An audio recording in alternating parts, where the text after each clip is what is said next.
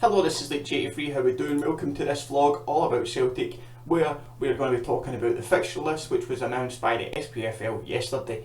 Now, if you're watching this video on This Is Celtic or through any other medium, then thank you very much for checking out the video. It's obviously listed on my channel on YouTube, where I predominantly make FIFA videos, but I've decided over the pre-season to make a couple of videos all about Celtic. If you wanted to see my first one, which I did, which was based on Brendan Rodgers' potential transfers and maybe our potential starting 11 for next year, then check out the video which will linked in the description down below.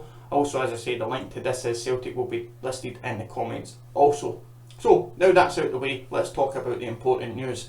Firstly, a lot of grumbling being made about not getting to start the season at home. Now, as things are going to be a little bit frantic over the season, I'm not too fussed about having to play Hearts away. It's good to get one of the tricky games out of the way early. It is disappointing, yes, that we're not going to raise the curtain properly. But then, as I remember rightly, last season or the season before, we were actually the last team to play over the weekend. And it's just been one of those things that it doesn't seem to get as much focus as what it used to. Now, getting to raise the flag on a Champions League qualifier night will be just as good as far as I'm concerned. We're going to get to do it early because it's obviously going to be a game in the middle of July, so it's going to be something that we can look forward to. It's a season ticket game also, so it means that there should be a very good attendance for that. So there's not too many rumblings that you can make from it. The only disappointing thing for me is that the first Glasgow derby of the season is going to be postponed and moved to another date. Meant to play Partick Thistle on the 13th of August, that's going to have to change because we're playing Inter Milan in the International Champions Cup, which in itself is going to be good. Playing against Leicester City, Barcelona and Inter Milan will be a good test for us. It'll be good to see where we stand up against these teams, and hopefully we don't take a hiding against Barcelona again. Everything will be good. The only good thing for us is being in the 30th of July, I don't know whether all the Barcelona players will be back playing with the team, so whether they've got like a kind of weakened team if you like, but obviously you want to be playing against the superstars, that's what it's all about. But it's good to kind of see what we're going to be up against. Now, one of the most important fixtures of this season will be announced on Monday when the draw is made for the Champions League qualifiers. Now, for us, it's a very important game. We're obviously seeded for it, but we can play against some tricky ties. Now, usually, this qualifying round is kind of regionalised, so we probably end up playing a team from like Wales or fucking, I don't know if there's any League of Ireland teams in it or anything like that, but they're potentially playing a team which isn't too scary. We don't want to be going through the likes of Azerbaijan and stuff like that. Again, we don't want to be doing any big long journeys.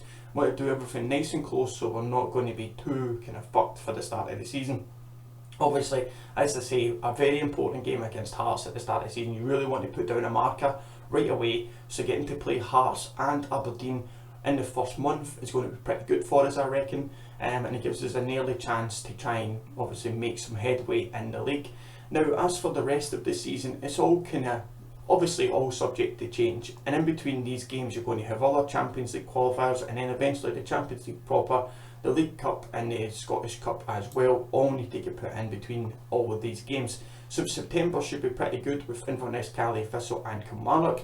Look, 2 games to look forward to, which will be pretty good. The same goes for the Christmas period. Over the festive period we've got a game against Dundee penciled in for Christmas Eve, and we've also got a game against Ross County on the 28th. So I mean, it should be a frantic time over Christmas and New Year, which again is pretty good. And then a quiet January, but I think there's a winter break this year, so we've got a kind of break for a couple of weeks, which is perfectly fine. And then on to March, again another important month with Inverness, Calais, Thistle and Dundee both away, is going to be pretty difficult for us also. Now, you may look at this video and go, why are you being an arsehole and not mentioning the obvious?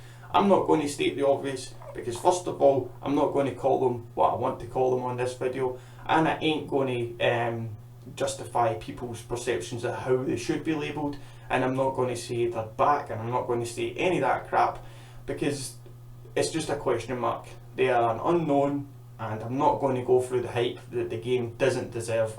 It doesn't deserve any sort of shit that it gets. So that's my opinion. I'm not going to go down that road. So you can pencil me bad or label me bad or do whatever you fuck you want for doing it this way, but I'm not stating the obvious because I just not. So that's what I'm going to do, and I'll be any other videos that I do in the future talking about Celtic, I will be talking about Celtic. I don't care about any other team. I don't care about any other team's politics. I don't care about SPFL politics. I don't care about FA politics. I don't give a shit about any of that sort of stuff, because it's been going on for so long that there's no point talking about it anymore. Nothing changes. As much as we want it to, we want the club to come out and back us up on certain issues, and they haven't done. So there's no point getting pissed off about it anymore. We'll just go on with it. If we do what we should do and play how we should play next season, if we bring in the right players, then we'll just look after ourselves. There's no need for any other shit, and that's how I'd quite like it to be. And hopefully you can share that opinion as well. It's up to you. A lot of people see things differently. In a social circle, I may talk about this in a different way, but that's because I can open up and express myself a little bit better. But on this, when it's openly available to people, I'm careful with what I say, but at the same time, I'm talking about Celtic. It's all about Celtic. It's not about anybody else. So that's how I'm kind of going to keep it. I'm going to keep it like that if we can do. There's no point getting dragged into anything else. So anyway, that's that little rant out the way.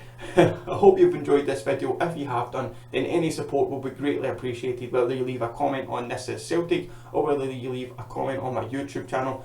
Very much appreciate anything that's said. I really appreciate the support that I did on the first vlog. It was very unprecedented. I didn't expect it to get anything near the support that it got, but I really do appreciate everybody who took the time to watch it. If you're still here with me just now, then hail, thank you very much for the support, and I'll catch you in the next one. As always, take it easy.